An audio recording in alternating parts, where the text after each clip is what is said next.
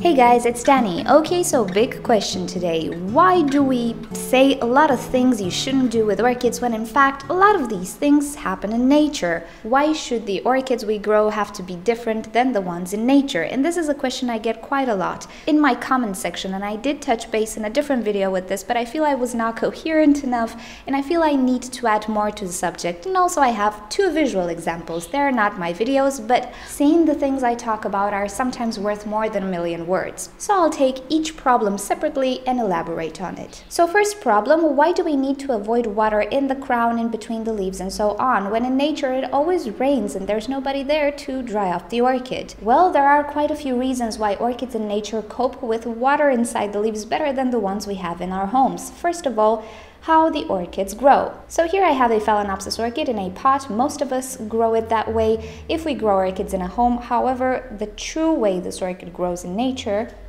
is like this. So imagine she is attached to a tree or a branch and her leaves are actually not pointing up, they're actually pointing slightly down. And actually, when you have a Phalaenopsis for long enough in your home, you will see she tends to go to one side. She will not grow upwards, but she will lean. It's a natural type of growth for her. Now, why does it grow like that in nature? Well, first of all, to avoid crown rot and water standing in between the leaves and in the crown.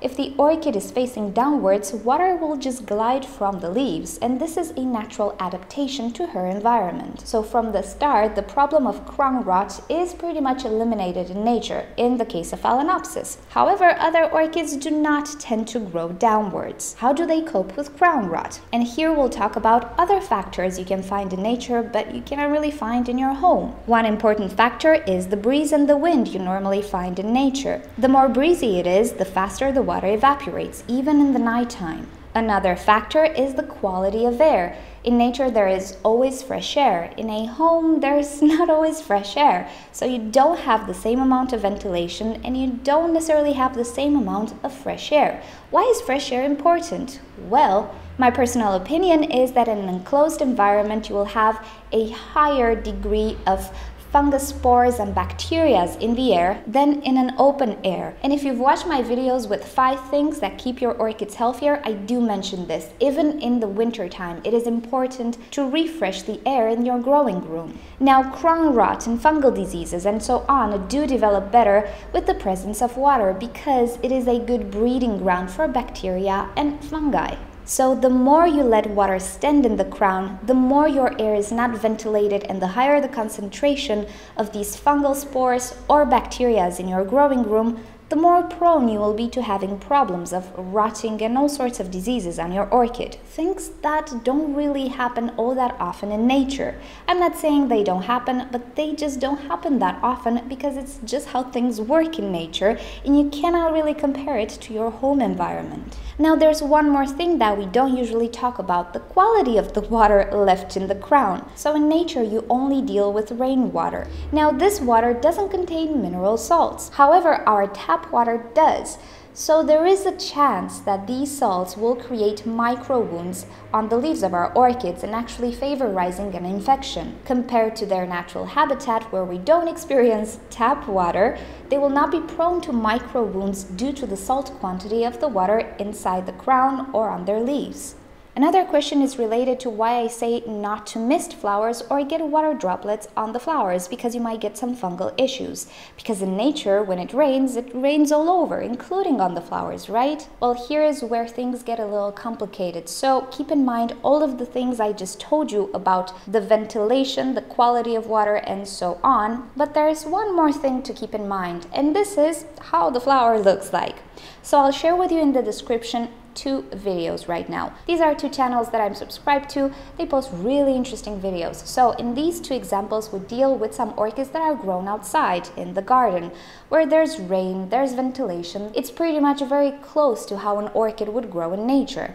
If you look at those videos, you will see the orchids are doing fantastic. They're blooming and they're growing vigorously. However, you will see botrytis on the petals, And not only, you will see some spotting of the leaves. Now, these are very normal phenomena. Fungal infections, botrytis on the petals. They are both part of nature as much as our orchids are as well. And there is a very, very high chance that in nature, orchids don't look as pretty as we keep them in our house. An orchid doesn't really care that she has a spot on her leaf. She doesn't really care she has a few fungal spots on the petals either, because the flower is quite functional. She also has a regeneration mechanism.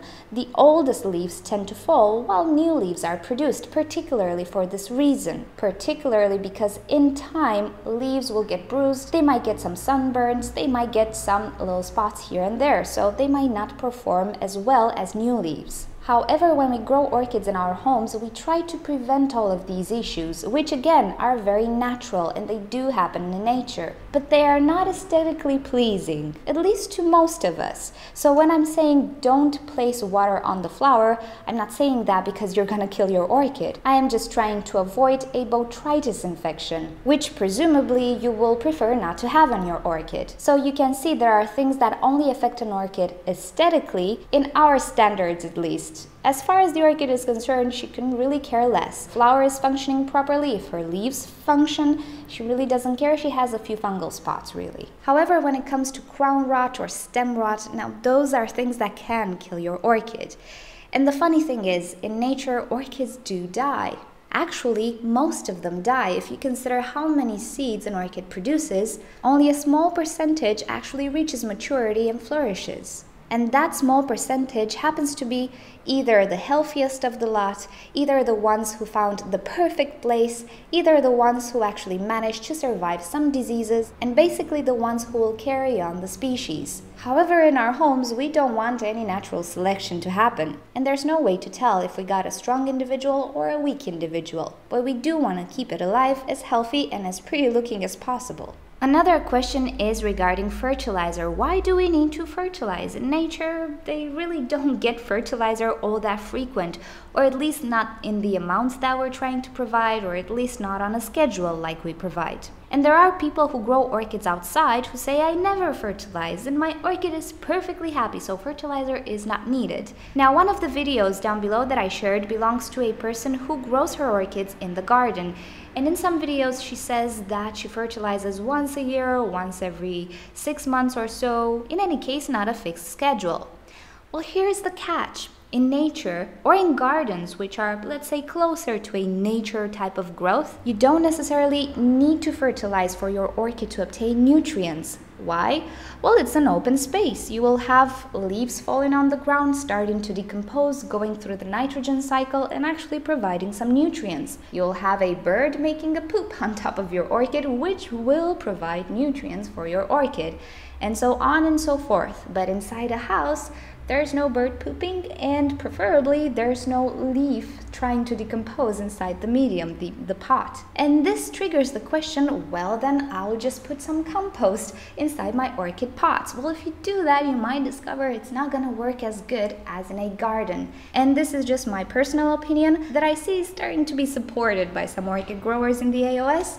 In our pots, there is no nitrogen cycle, sadly. It's not a good environment for the bacteria to properly produce the nitrogen cycle, so that's why we get a mush of acidity and broken down medium and so on, things that actually burn the orchid's roots. So comparing a potted orchid in a home with an orchid in the garden doesn't really make too much sense to me. There are totally different environments and things work differently. You cannot compare the processes that happen or don't happen inside your orchid pot with the processes in nature or in a garden. So pretty much I believe that's the story in nature as well. You cannot prevent birds from pooping on the tree or animals. You cannot prevent debris and decomposing leaves from not decomposing and so on. And they will provide a continuous source of nutrients for the orchid in the wild. So in conclusion, I think the subject boils down to two main things. One, the aesthetics of the orchid. If you are okay with some spots on the leaves, maybe with the loss of some leaves, then that's okay. Also, if you're okay with some fungal spots on the petals, that's perfectly fine. But if you intend to display your orchid on your table when your guests arrive,